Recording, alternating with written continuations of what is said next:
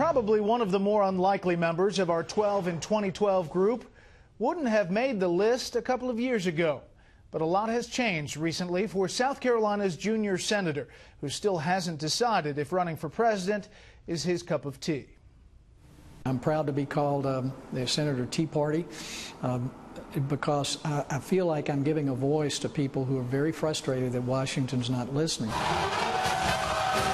Jim DeMint started to earn that Senator Tea Party moniker before the Tea Party was a household name, and even before President Obama took office. It's always an honor to be with you. Elected to the House in 1998, then to the Senate in 2004, DeMint quickly earned a reputation as a pork buster. They're fed up. They've had enough of government spending and bailouts. But in 2008, he stepped forward, voting against TARP, what turned out to be President Bush's bank bailout.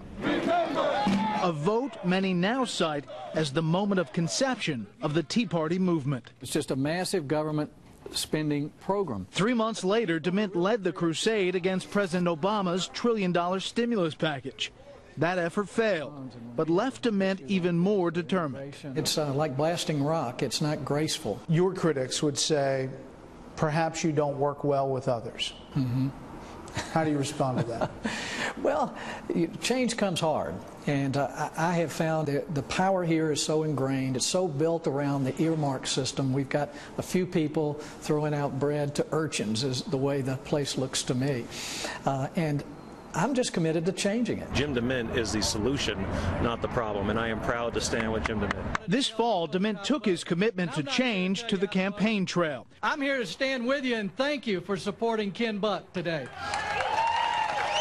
Endorsing and donating millions from his PAC to conservative Senate candidates, including some who challenged the GOP establishment, like Ken Buck, Marco Rubio, Rand Paul, Sharon Angle, and Christine O'Donnell. I've taken my plea and my message to the American people to help me change the people that are here, and it's worked a lot better over the last couple of years.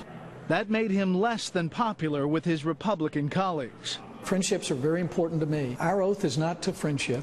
Our oath is to a Constitution, and there's a reason we take that oath. Because if we don't believe it, if we don't adhere to it, we're going to run our country into the ground. Do you sense that Republicans overall now get it? I think so, with very few exceptions. There are a few holdouts here. But for the most part, I think Republicans hear the footsteps. Exit polls last week showed that voters believe the economy is the #1 issue that Congress needs to handle.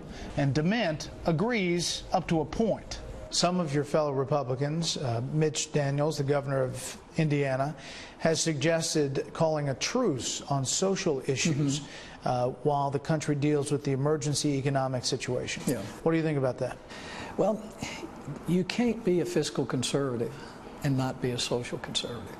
A large part of the expansive government is to make up for a dysfunctional society, because our culture's falling apart, the family's falling apart. What do you think's the most important foreign policy issue facing the country? Everywhere on the globe there are concerns, but our focus here has to be is how do we protect the American people on our home territory here, and missile defense is key, a modernized military is key. We just need to make sure that we have a good defense system against missiles and other modern attacks. I can almost feel the ground shaking here because there's an earthquake election going on all over this country. DeMint's efforts to elect Tea Party conservatives to the Senate in 2010 had mixed results. The GOP picked up seats, but when candidates like Angle we worked hard and O'Donnell lost, some in the party suggested they could have done more if Republicans like DeMint had not been so stubborn. Still, there is little doubt that the Tea Party created huge momentum for the GOP. And if it continues, DeMint would seem to be one Republican well-positioned to ride the wave into 2012. He probably didn't enter this race or this election you're thinking about that he was going to run for president.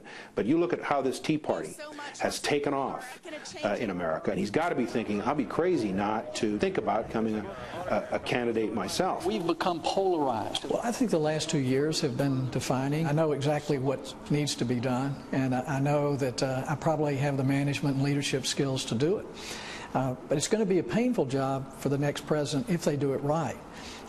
Taking apart this huge bureaucracy, fighting the government unions, doing the things that have to be done to cut spending and cut the size of the federal government and restore some fiscal sanity. It's going to be very unpopular up here, just as I found in my own party. If you had to put your chips on, I could be persuaded to get in, or I'm totally out. Right now, I'm totally out. I want to look at the group of candidates who are standing up and telling the truth, and I hope it's somebody other than me. Our 12 in 2012 series continues Wednesday with a look at former House Speaker Newt Gingrich.